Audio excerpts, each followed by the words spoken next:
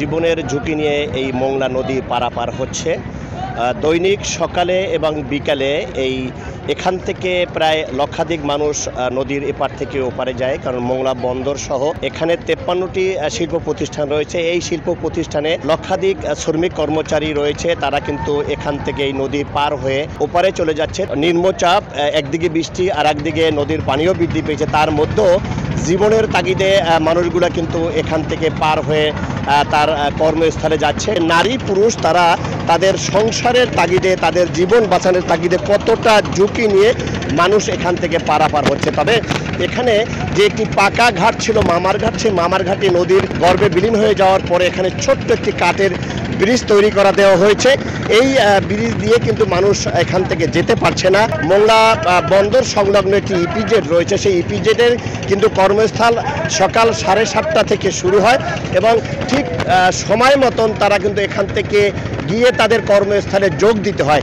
সেজন্য কিন্তু এই নদীটি একটি বড় সমস্যা হয়ে দাঁড়ায় এবং এই নদী পারাপার হওয়ার জন্য প্রায় 1 ঘন্টা আগেই কিন্তু এই মোংলা নদীর পাড়ে এসে ভিড় জমাতে হয়, কারণ এখানে কর্মস্থলে ঠিক সময় মতন যদি তারা হাজিরা দিতে না পারে বা সময় মতন যদি প্রস্তুত হতে না পারে, তাহলে কিন্তু এখান থেকে তাদের হাজিরা কাটা যায় বলে আমাদেরকে সাধারণ শ্রমিকেরা জানিয়েছে। উঠতে যেয়ে অনেকে নদীতে পড়ে যায়, আর ঠেলাগুতো খেয়ে অনেকে সাইডে পড়ে যায়, হাত পা কেটে যায়, হাত পা ভেঙে যায়, নদীতে পড়ে অনেক দূরে ভেসে চলে যায়। টিকিটটা খালি, ট্রলার কিন্তু এগুলো খালি ভিড় রয়েছে, ওই জায়গায় যাইতে পারে কিন্তু মানুষ।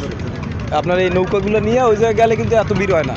সিন্ডিকেটের কারণে সব এই খালি খালি পড়ে রয়েছে, একজনও যাবে না, আর কেউ বলবো না কিছু। খুবই ঝুঁকি নেই, এটা খুব রিক্স বলবে ঘাট, এটা কেন সহজে তো পারাবার যাওয়া না, খুব রিক্সি যাওয়া যাবে। আমাদের জীবনের ঝুঁকি নিয়ে কর্মস্থানে যাওয়া লাগে, এই ছাড়াও কোনো উপায় নেই আমাদের, এইভাবেই চলি আমরা সবসময়, অল টাইম আমরা আসা যা করে এইভাবেই। বাসা থেকে যখনই বের হই তখনই চিন্তা হয় যে ঘাট থেকে কিভাবে পার হব, কিভাবে, মানে ঘাটে আসলেই অন্যরকম একটা আমাদেরই ভয় আসে।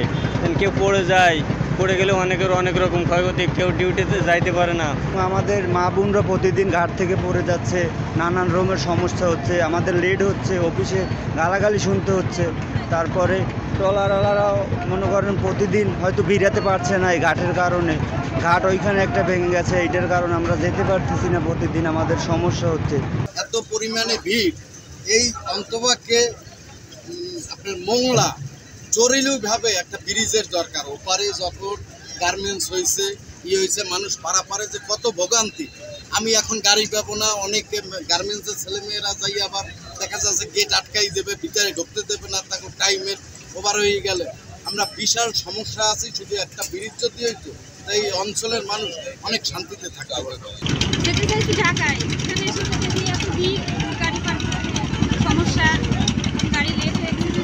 পারাপার ট্রলারে যাওয়া যায় না, প্রচুর লোক ভিড়, ঠিক আছে।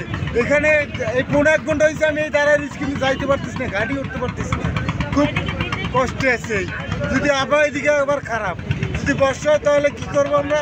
কর্মজীবী মানুষ তাদের জীবন বাঁচানোর তাগিদে, তাদের সংসার পরিচালনার জন্য সেই ভোর থেকে মানুষ কতটাই না কষ্ট করছে এখান থেকে নদী পারাপারের জন্য।